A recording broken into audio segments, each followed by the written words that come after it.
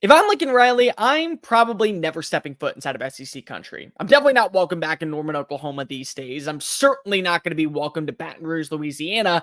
And it definitely feels like Oxford, Mississippi is going to be crossed off the list pretty soon because there was supposed to be an exceptional matchup between Ole Miss and USC in 2025 and 2026. That non-conference beatdown between the Big Ten and the SEC. And now, well, that ship has sailed, and unfortunately, this just sucks for college football. But what's going on, SEC Unfiltered? It's Cole Thompson here. Make sure that you like the video, hit the ring notification, and of course, subscribe, because we're talking college football every single day leading up to week 1 and well throughout the chaotic 2024 season.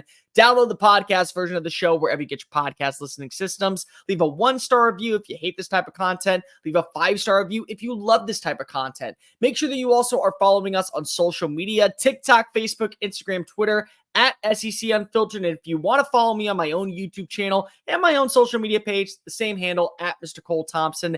To keep up with the #1 content surrounding your favorite team, make sure that you visit SECUnfiltered.com. This episode is brought to you by RHOBACK. Use promo code SECU for 20% off all joggers, polos, hoodies, and shorts. SECU for 20% off at RHOBACK.com. This just sucks. It absolutely does. And Keith Carter has now officially confirmed that Ole Miss and USC will not be playing in 2025 and 2026.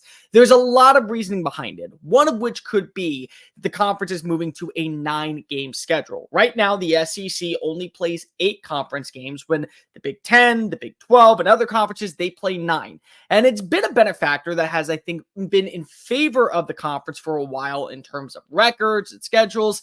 But they also know how to cannibalize each other, so it's not really that big of a blessing. It's actually maybe a little bit more of a curse and a bit more of a blessing to the other conferences, the ACC, the Big 12, especially in a college football playoff era.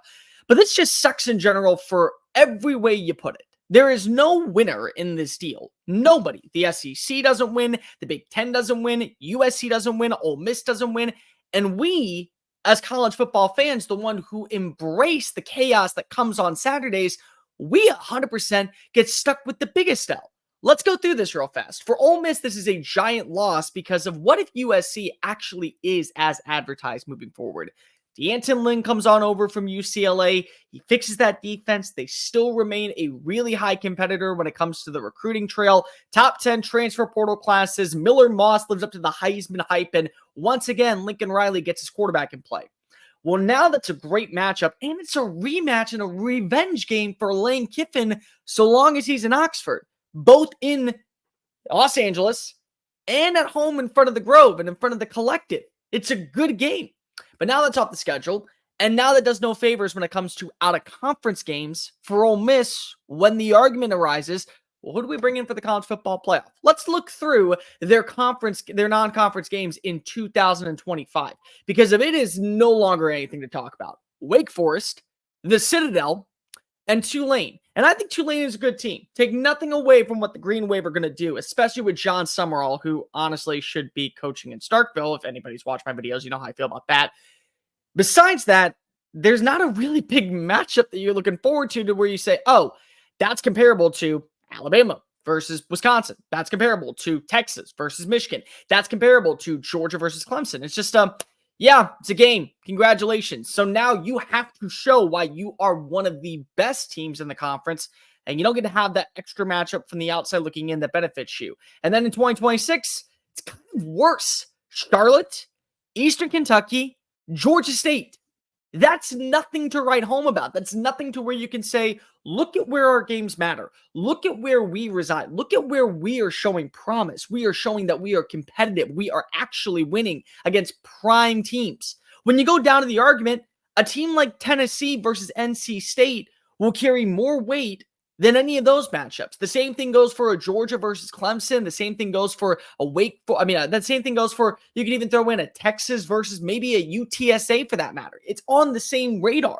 So you don't have that backing for you. But for USC, this is a giant loss because once again, here we are hearing about their level of competition not being willing to go up to par. And it's not the players. It's definitely not the players. Not those inside the locker room that sign up to wear that red and yellow. It's not those that want to go ahead and wear the Trojan pride and be a part of that program. It all comes down to Lincoln Riley. You're already hearing about him complaining when it comes to the future of what do we do with our scheduling and why should we schedule these out of conference games when now we have to play 9 conference matchups against Big Ten bullies?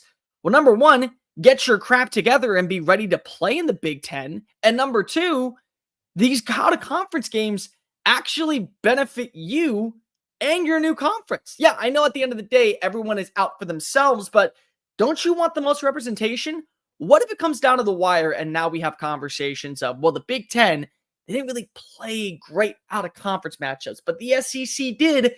The SEC is going to get an extra team in. That's SEC bias. That's SEC bias. That's SEC. No, it's not.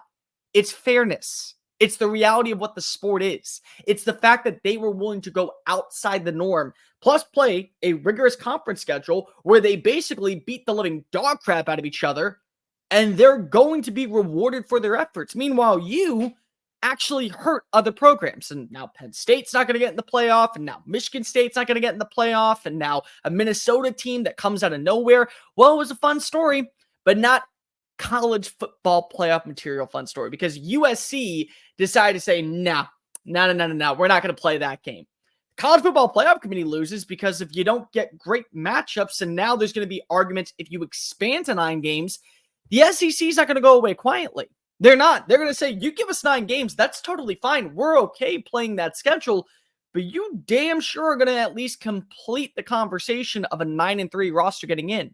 Because why are we going to go schedule games internally when we can external games, have really good matchups, really good programming, and eventually kick the living dog crap out of them and still show you why we are the conference where not only it just means more, but more results means more teams in.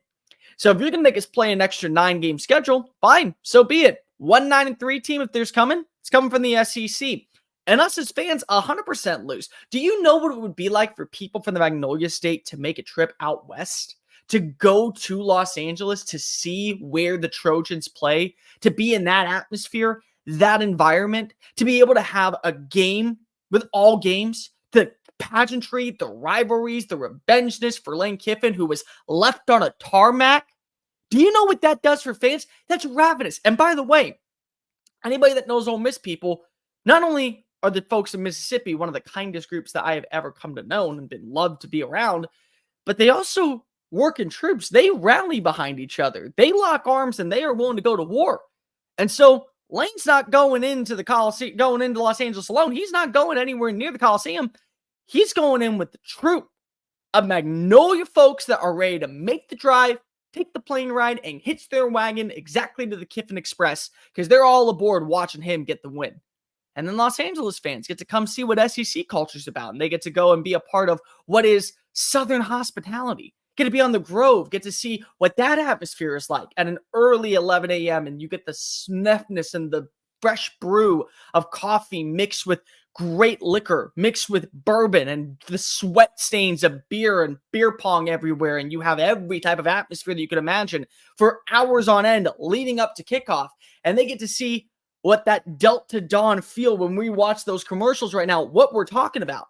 And they get to go, that's what we've been missing out on. I understand why people talk about the SEC this way. I understand why people talk about this conference in such a high demeanor, why there's so much esteem that comes with it. Nobody wins this deal. Nobody. Ole Miss doesn't win because it doesn't help them at all when it comes to making the college football playoff with a non-conference with an out-of-conference schedule. USC doesn't win because of now, not only is this going to hurt the Big Ten with their out-of-conference schedule, but it's also going to make Lincoln Riley look worse and worse by the day. Fans lose because that was going to be a great game with excellent pageantry and, more importantly, storylines galore. And the college football playoff committee doesn't win because now, well, anybody that's going to say, oh, SEC biased, you kind of can't because they're going to play 9 games just like you wanted. And they're going to win, and they're going to still do everything that they did. And now because of they're playing that extra game, when we talk about 9-3 teams, well, it's not coming from the ACC. Certainly not coming from the Big 12. It's not coming from the Big 10 either. It's going to come from the SEC.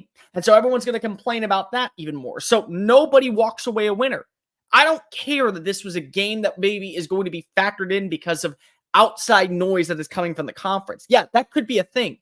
But the bottom line is, this is a loss for college football because who wouldn't want to see Lane Kiffin finally get the last laugh? He's gotten the last laugh over everybody. why wouldn't he want to get it against his former team in their own backyard? But let me know in the comment section down below. Are you pissed off like I am about this game getting canceled, both in Oxford and Los Angeles? Make sure also you hit subscribe, leave a follow, leave the comment section. Also, make sure that you're following us on all the social media channels, TikTok, Facebook, Instagram, Twitter, at SEC Unfiltered. You want to follow me on my own YouTube channel, it's at Mr. Cole Thompson. And to keep up with the #1 content with the #1 conference, make sure you visit SECUnfiltered.com. Until next time, folks, I am Cole Thompson. Later.